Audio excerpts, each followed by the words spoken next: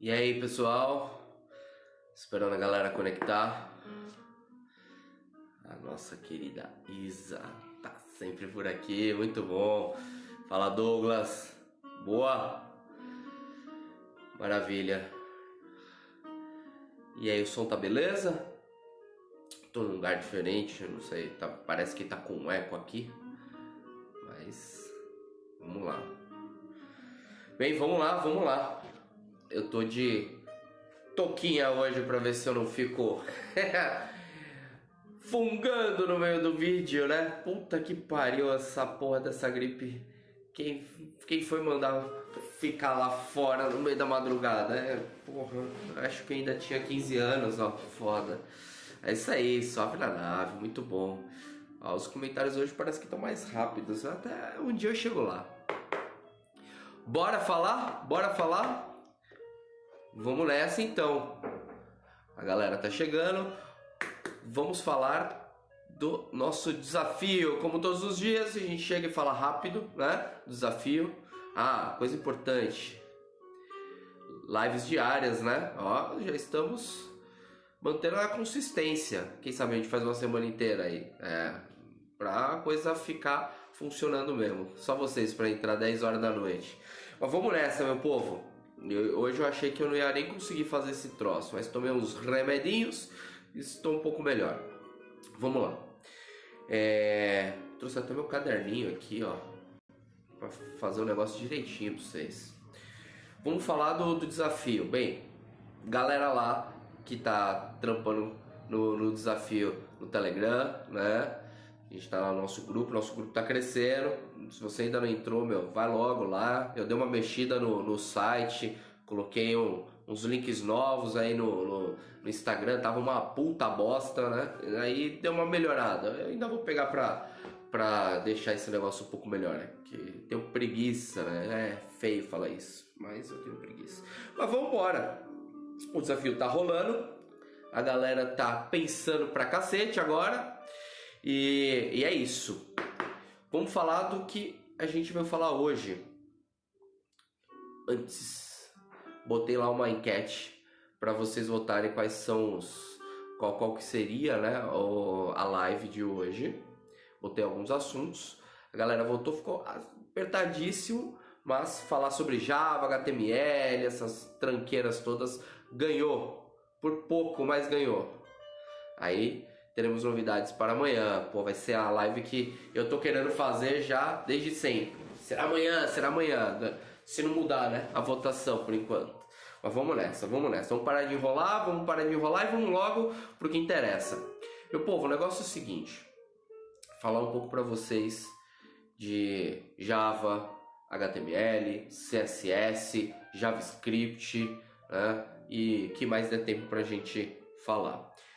O que é legal disso aqui? A nossa live mais técnica da história, né? Até então a gente não tinha sido tão técnico assim. Eu até fiz algumas anotações para não falar muita merda, porque eu sou uma foda maldada com negócio de datas, né? Então eu trouxe aqui algumas coisas aqui. Vamos começar a falar, né?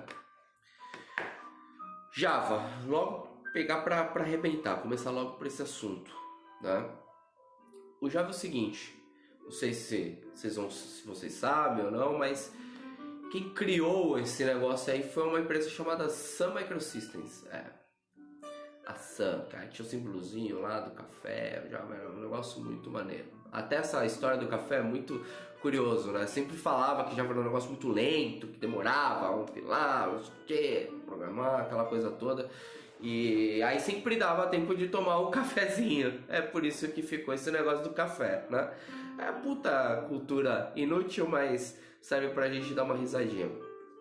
Mas agora, o que é importante entender, né? Por que os caras fizeram isso, né?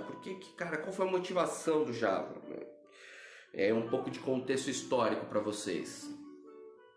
Pensa que ali, estamos falando ali da década de 90, né? Antes do Java, basicamente. Quais eram os problemas que existiam?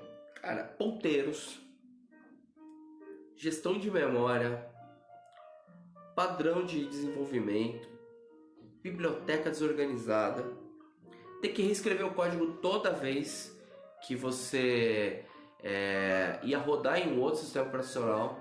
Isso pode ser meio bizarro mesmo, mas era isso, cara. Você tinha que escrever um código para rodar no Windows, um código para rodar no Linux e assim por diante. Qualquer tipo de sistema operacional que você tivesse tocando, né? O Java ele trouxe uma vantagem, cara, muito foda em relação a isso, né? Ele quebrou uma série de paradigmas, né? Você tinha que fazer tudo sempre naquela mesma plataforma, depois reescrever para outra. Não sei se vocês chegaram a ter a oportunidade de fazer alguma coisa com Pascal, com C, né? Eu lembro quando eu estava na faculdade que eu mexia com C, eu fazia lá um monte de diretiva, né? Pô, olha, se for o Windows, pum, compila essas coisas assim, assim, assado. Se for Linux, compila de outro jeito.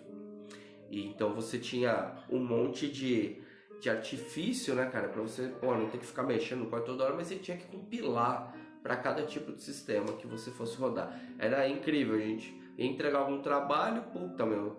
O cara tinha um professor X que só olhava no Linux, aí fudia tudo, aí tinha um outro que só olhava no Windows, então assim, você tinha um puta trampo, né? O Java traz isso, né, de legal. E aí vamos falar ponto a ponto dos problemas que a galera estava tentando entender, mas antes disso, pensa que o Java também ele tinha um objetivo de entrar nos pequenos dispositivos. Exatamente. Essa coisa, né, que hoje a gente fala, porra, celular, não sei o que. Depois a gente faz um paralelo, mas a ideia era desenvolver para TV. Cara, tá em videocassete, tá em todo tipo de dispositivo que você possa imaginar. Eu lembro até, isso já é um pouco mais recente, quando começou a ter Java embarcado naqueles cartãozinho do banco, né? Sabe aquela parte quadradinha, né? Meio douradinha, que tem aquele chip, né? Não sei se ainda é hoje assim, deve ser, mas aquilo começou sendo Java, né?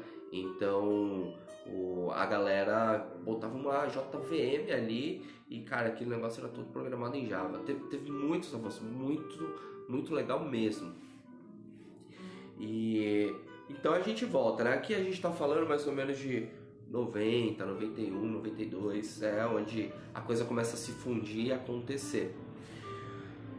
Como que os caras começam a resolver as coisas? Eles criam um cara chamado JVM, que é o Java Virtual Machine. E aí o que acontece? Ele fica como se fosse uma espécie de middleware, né? Entre o sistema operacional e a sua aplicação. Pensa que Java ele traz um conceito de ser uma linguagem compilada e executada ao mesmo tempo. Então pensa que ele faz uma mistura aí dos dois mundos, né? Quando você fala de um PHP, por exemplo, de um script, Python e todas essas outras linguagens de scripts, elas são interpretadas, né? O Java ele faz um meio a meio ali. Na prática você compila, mas quando está executando ele começa a interpretar. Aí é um negócio meio louco aí que eu acho que não faz tanto sentido a gente entrar agora. Mas pensa que a gente tinha que trabalhar com ponteiros. Pensa no C, que eu acho que é a linguagem que a maioria das pessoas já teve algum contato. Então você tinha que fazer a alocação dinâmica para criar um ponteiro, endereçar onde que está a memória e aí sim você conseguia usar. Você tinha que mandar o free lá, né, pra liberar a memória, senão você estourava. Lembra aquelas... Sabe daí que surgiu aquela coisa toda de você reinicia o computador e tudo funciona? Você faz o programa e abre de novo e tudo funciona? É disso que surgiu. Era uso indevido de memória, cara. E isso virou costume, né? Porque ainda tem um monte de coisa.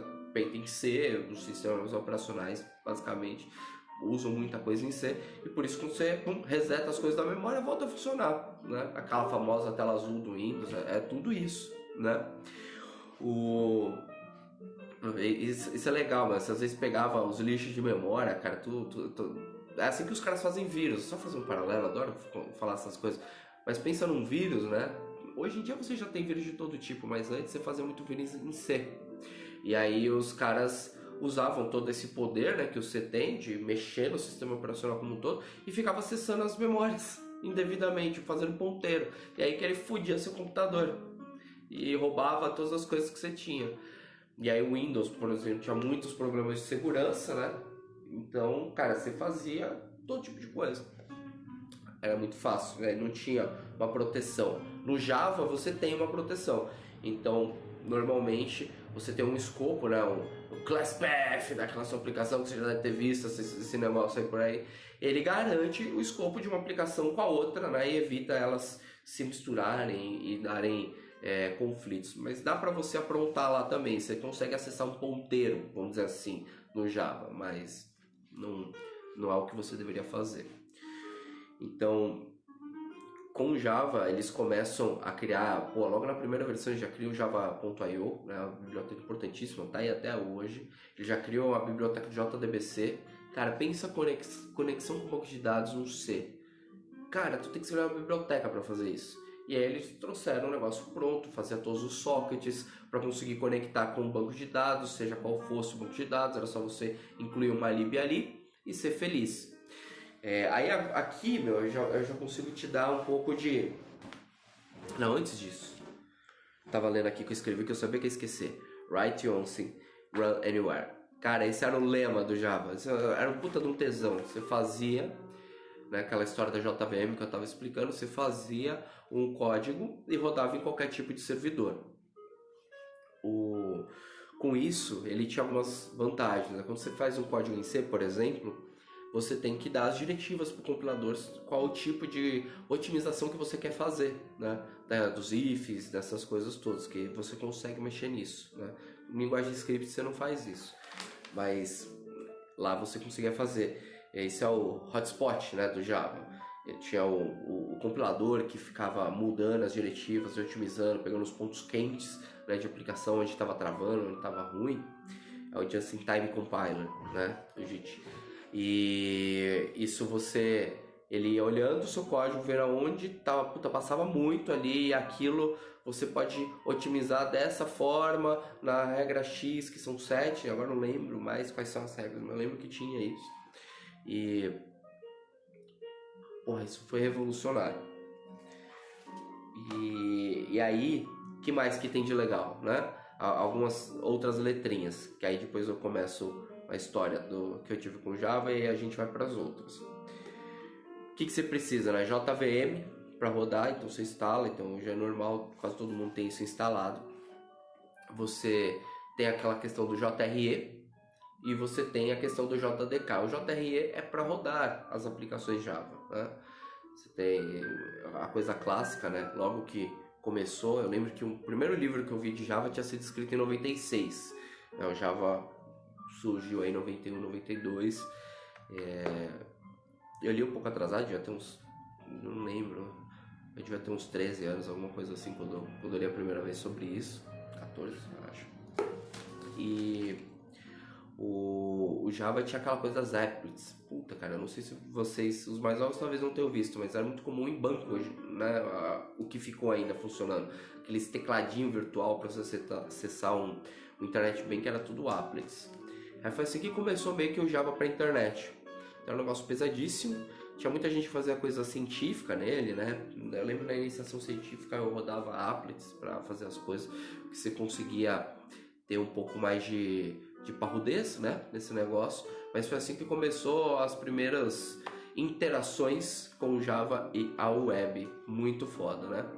Aqui eu quero dar uns contextos para vocês, né? Da época que eu comecei a mexer nisso. Eu cheguei a ver o Java já desde o ponto 1 alguma coisa. Eu acho que eu cheguei no Java já 1.2. Mas hoje o Java já tá no 12.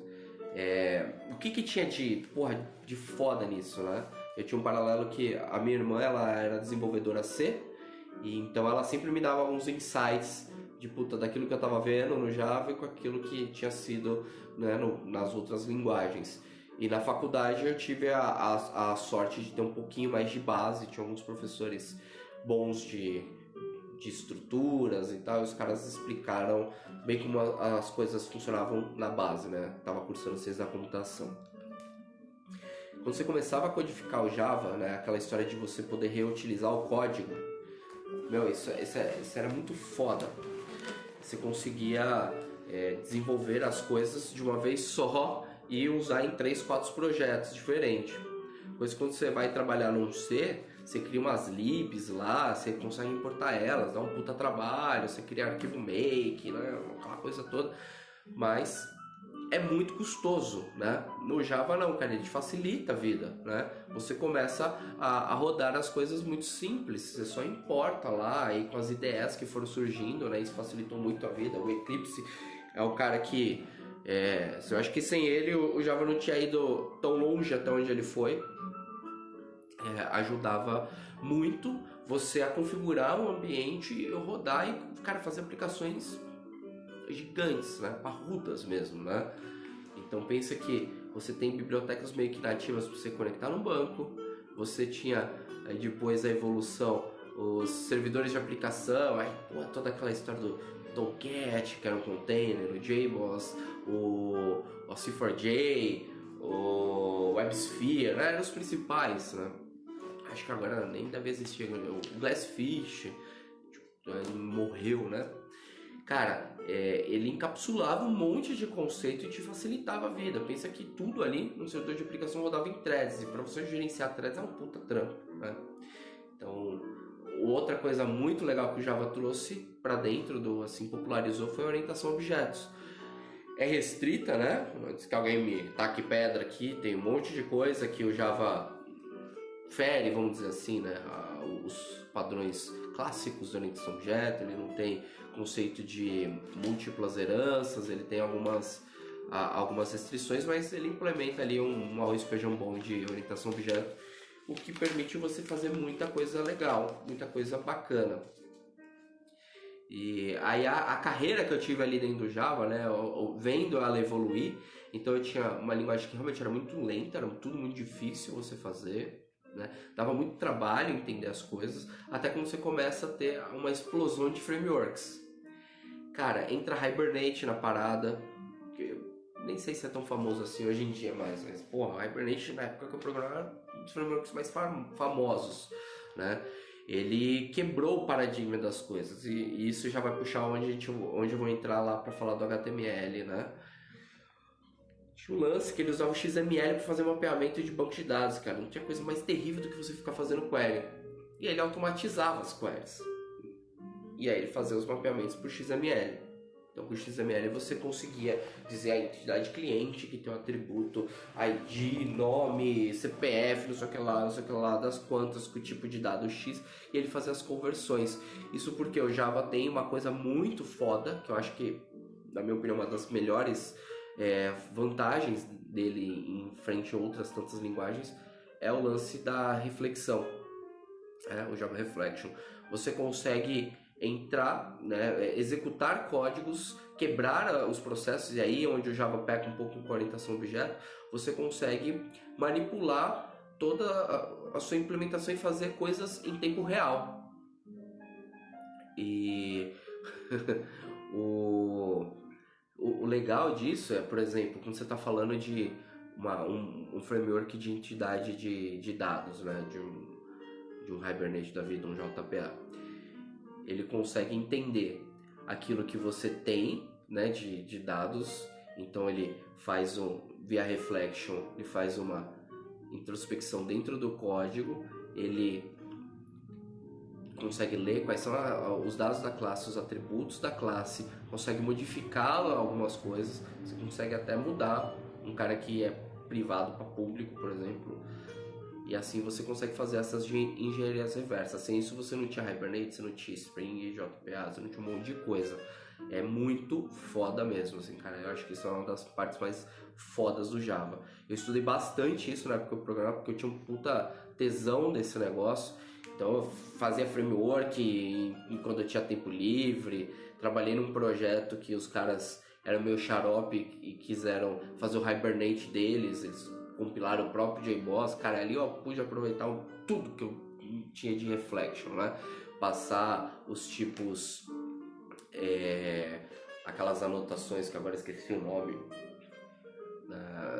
tipando, né, dinamicamente a classe, né, as genéricas, né, você recebia a genérica e você tipava, cara, negócio fodido, poderoso mesmo. E por que isso chama o negócio do HTML? Toda essa história toda aí tá rolando ali mais ou menos na década de 90, né? E você tem a história do HTML começa a ser discutida, algumas coisas lá por 80, mas acontece mesmo lá para 91, 92, mais ou menos na época do Java junto. E logo depois aí, no espaço de 5 anos, você já tem Java rodando, você já tem HTML rodando, você já tem JavaScript rodando, você já tem CSS rodando. Puta, cara, aí é foda, é muito legal. Antes da gente entrar nessas explicações, uma coisa que você precisa anotar aí para estudar, que eu não vou ter tempo de falar hoje porque é muito complexo, são o modelo OSI, né? As 7 camadas. E dentro dela a camada de enlace. Cara, isso explica tudo o que você faz hoje em dia, né? É muito, muito foda mesmo. É muito bacana. Mas como funciona o TCP/IP, como funciona o protocolo HTTP, tudo isso acaba tendo relação com o seu dia a dia no desenvolvimento. Porque você só consegue desenvolver as coisas, hoje que é tudo web basicamente, né? Por conta disso. Então, a comunicação que sai de um servidor até um cliente, né? O browser, passando lá o HTML, aquelas coisa toda estruturada, ela usa esses protocolos. Um dia a gente fala disso, acho que esse precisa de umas 3 lives pra gente falar, é muito longo e complexo. HTML, e aí agora vamos lá. Os caras começaram aí na década de 80 a criar o HTML, como falei lá para 90, 91, 92, eles botaram a primeira versão no ar. E a ideia não era nem tanta essa de fazer site, essa coisa, era só estruturar. Foi meio que um ensaio do XML, uma mistura dessa coisa, né? Que você pega um HTML, é basicamente um XML, que revolucionou assim pra cacete a tecnologia. Você faz alguns paralelos, por exemplo, a linguagem C. Cara, que ela revolucionou a maneira de você se trabalhar com os computadores, né? Porque antes, sei lá, se programava em Assembly, velho. Pra fazer Assembly era um monte de código, é insano aquilo, não dava pra você ter o que você tem hoje. Como você também não faz o C, né? Você foi evoluindo, diminuindo o volume de código, facilitando as coisas, porque é muita coisa pra pensar. Então você tem alguns saltos, você tem, os primeiros computadores, aí você tem um salto para o microcomputador, você tem o C ali, aquelas linguagens que eles chamavam de baixa, você começa a ter linguagem de alta Java, e aí explode script para todo lado, o próprio .NET também. E você tem a revolução da internet. HTML, CSS, JavaScript. Cara, esse negócio é foda. Quando os caras criaram lá, o britânico lá que criou lá o negócio do HTML, ele viu que ficava uma bosta, né? Você fazer HTML. Era só uma estrutura, mas não era bonito, né? Pensa que lá atrás você não tinha todos os recursos que a gente tem hoje, não tinha esse apelo visual que a gente tem, né? Mas ficava tudo meio feião. E aí o que os caras começaram a fazer? Colocaram isso, né, um CSS, que é a folha de estilo, e ele pensa em camadas. Então por isso você consegue sobrepor, se você abrir um site qualquer aí e dar um inspecionar elemento com o seu navegador, você for na parte do CSS, você vai ver que tem um monte de parte riscada, né? Porque são códigos que foram sobrepostos por outra camada, que foi priorizado de alguma forma. O legal disso, que na evolução desse negócio, o CSS e o JavaScript e o HTML não trabalhavam tão juntos assim. Pensa que foram coisas diferentes, o HTML e o CSS mais ou menos da mesma linha, e o JavaScript foi criado pela Netscape, né? Que tudo era estático. Pensa que a internet era toda estática, é como se você, há alguns anos atrás, quando você entrava num site de notícia, como se você estivesse num jornal, né? Era uma coisa estática. E você não conseguia fazer nada, por isso que foi uma foda, né? Quando entrou o JavaScript, ele foi bem... Teve restrições, né? A galera tentou segurar bastante, porque tinha aquela rivalidade entre Microsoft, né? Netscape, mas até que surgiu, Microsoft começou a perder um pouco de terreno, aí começou a aceitar o JavaScript também, porque viu que era bom. Depois você tem Mozilla, depois você tem Google na parada que, fode tudo, né? E faz um mundo novo. O que é legal? O JavaScript, ele foi uma linguagem feita para rodar... Ixi, caiu. Vocês estão aí? Estão me vendo ainda? Bem, parece que sim. é uma linguagem feita para rodar dentro do navegador, né? Então, por isso que a gente fala que ele roda no lado cliente. E claro que aí agora, mais recentemente, teve a evolução disso para rodar dentro do servidor, né? Que transformou o JavaScript em uma das poucas linguagens que são populares em todas as camadas e que vai desde o banco de dados até o navegador. Cara, você faz tudo com essa merda, o negócio é fodido. E o que é bacana disso, né?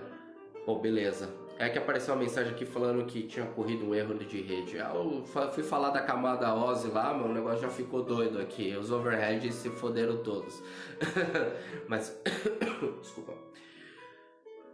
O que isso trouxe de possibilidades? Com o JavaScript você consegue fazer o Ajax, que foi outra revolução no dinamismo das páginas, né? Então, vamos trazer para a terra de volta isso. Você foi lá, fez o Java, você começou a ter os servidores de aplicação, aí tem o HTML. O que o navegador lê? Ele lê aquele HTML que um servidor de aplicação entrega, né? Mas que, às vezes, você nem tá mexendo tanto assim, fazendo o código servidor, o HTML dentro do código servidor, mas aquele monte de framework, aquele monte de coisa, né? A JCP, por exemplo, quando ela foi criada, era isso. Era facilitar você escrever um código HTML dentro do servidor, cara. É muito foda isso, né? Você tem no PHP lá, você abre um PHP e joga um código HTML dando um eco. É isso, né? O JavaScript, tudo se faz assim. Então os servidores leem esse negócio e assim que a coisa vai ficando estruturada. É muito bacana isso, né? Funciona bem. Quando você começa a ter, né, uma evolução, um poder mais forte que o JavaScript, que ele começa a fazer interações dinâmicas com os servidores, que é o negócio do Ajax, né, que é um acrônimo, vocês devem saber, mas enfim, depois você procura se você quiser saber, que é uma mistura de linguagem, junta XML, junta essas coisas todas e, porra, você tem um dinamismo onde você pede só partes daquilo que você precisa. É assim que a internet ela começa a dar um boom nela, porque sem isso não tinha como você evoluir. Imagina você puxar um sistema inteiro, pensa no Java lá, uma applet, cara, que demorava muitos minutos para baixar, tinha tipo 2, 3 mega numa internet lenta, era um negócio terrível, né? A experiência era ruim, você não tinha como fazer hoje um e-commerce, né? Porque, porra, era tudo muito lento. Você não tinha como fazer, cara, um site interativo com Ajax, por conta do JavaScript, né? E todas essas facilidades que foram envolvidas no HTML à medida que ele vai evoluindo, junto com o CSS, você começa a pegar só aquilo que você quer. Então, putz, eu quero atualizar só esse contexto. Você navega dentro do DOM, fala, eu vou atualizar só essa div aqui, vou pegar uma informação que está lá no banco e trazer e printar uma tabela. Foi tudo isso que aconteceu por conta, cara, dessas poucas tecnologias, vamos dizer assim, né? Na evolução desse negócio, né? Que você começa a ver que o negócio começa a ficar mais assim, né? Agora, aí nos últimos anos, quando... Vou sim, pode deixar, Isa. Quando você está nesses últimos anos com mais dinheiro que foi investido em tecnologia, é uma coisa importantíssima, tudo é dinheiro, né? Pensa que a internet ela só aconteceu por dois únicos motivos: pornografia, que eu acho que foi o principal, e guerra, né? Vocês já devem ter estudado isso, um dia a gente fala sobre isso, mas eu acho que infelizmente, né, não estou pregando pornografia, por favor, mas infelizmente esse é um negócio que faz mover essa porra desse mundo. E recentemente teve até um maluco lá que lotou lá o HD lá ilimitado lá da Amazon com um monte de petabytes, um negócio surreal. Pegou acho que toda a pornografia que tinha no mundo. Mas voltando aqui para nossa tela, às vezes eu viajo. A evolução, cara, desse desenvolvimento todo, né, dessa possibilidade de você fazer novos aplicativos até chegar nos microserviços, até chegar no DevOps que a gente falou ontem, até a gente chegar nisso aqui tudo, foram basicamente por essas linguagens que foram ficando muito populares, né? Não tirando nenhum mérito, né, da Microsoft, que ela fez muito pela nossa indústria, vamos dizer assim, o .NET, né, que era o antigo VB, a evolução disso até chegar lá, ajudou muito também, mas para essa galera mais open source, que foi por um lado diferente, o Java ele foi base junto com essas estruturas aí do HTML, CSS, JavaScript. Sem esse casamento, que foi um casamento muito feliz por anos, que a gente não tinha chegado onde chegou, não tinha, sei lá, cara, não tinha um PHP, cara, para rodar. Porque não era popular, né? Você não era popular fazer coisas para a internet. Começamos a ter muito investimento, então você tem aí grandes empresas, né? Aí a Oracle compra o Java, né? Compra a Sun lá para 2009. Você tem uma Microsoft enfiando cada vez mais dinheiro, a IBM, você tem o Google entrando na jogada, a Apple entrando na jogada. Você começa a ter uma curva fodida, cara, que é quase em pé, assim, de evolução na tecnologia. Que aí eu vou pegar o paralelo agora só, focado no HTML e no CSS JavaScript. Você tinha lá a versão 1 do HTML, que é um negócio estático, a versão do CSS, que era poucas camadas, e a versão do JavaScript, que fazia algumas coisinhas só. Quando você começa, né, a entrar ali para depois dos anos 2000 e pouco da vida, ali 2005, o negócio fica em pé, a curva. Por quê? Você já está ali com HTML4 praticamente, já está com CSS 3 e o JavaScript já começou aquelas primeiras conclusões lá junto lá com a galera da Mozilla. Pô, o negócio começou a criar corpo e se popularizar para valer. O JavaScript era visto muito como uma linguagem de gambiarra, né? Sempre que você ia fazer alguma coisa, você falava, puta, esse cara mexe JavaScript é gambiarreiro. Hoje em dia, esse cara mexe com JavaScript é um cara respeitado, né? É uma coisa engraçada. Fala assim, não, pô, o cara manja JavaScript, eu quero ele. jQuery, quando surge esse negócio de jQuery, cara, mudou a vida de muita gente, assim, sem zoeira. Fez a coisa funcionar muito bem, né? E aí você tem esse final de ligação, né? Onde você coloca o JavaScript rodando em bancos, que aí você tem Mongo e tantos outros bancos não relacionais. Tudo isso por conta do boom de redes sociais, né? Foram os caras que forçaram a avançar. Aí você vê as principais tecnologias hoje que você tem de JavaScript, uma delas é do Google, né? Foi bem fundamentada pelo Google lá, o Angular. Você tem o React, que foi bem fundamentado lá pela galera do Facebook. Então, quando a grana entrou pra valer, a coisa começou a acontecer. E agora você olha, né, cara, quase 30 anos nessa história, né? Pouco menos. Você sai de fazer 10 mil linhas de código para você conseguir fazer um programa simples, para você fazer em 3 linhas lá um Hello World que roda multidistribuído em vários servidores, com cache local, dinâmico. Cara, o negócio é muito do caralho, né? Então é muito legal mesmo. Acho que a parte mais legal da coisa é essa, né? Mas é isso, eu não sei se vocês têm alguma pergunta. Eu acho que eu falei pra cacete já, eu até perdi a noção do tempo aqui. Já estamos falando há 34 minutos. É muito legal essa história, né? Tem essa evolução toda. Não sei se alguém quer fazer alguma pergunta ou não, senão a gente já vai encerrando por aqui. Eu já estourei todos os nossos tempos. E estude bastante sobre isso, cara. Tem que ter uma história legal que faz você trabalhar em coisas novas, né?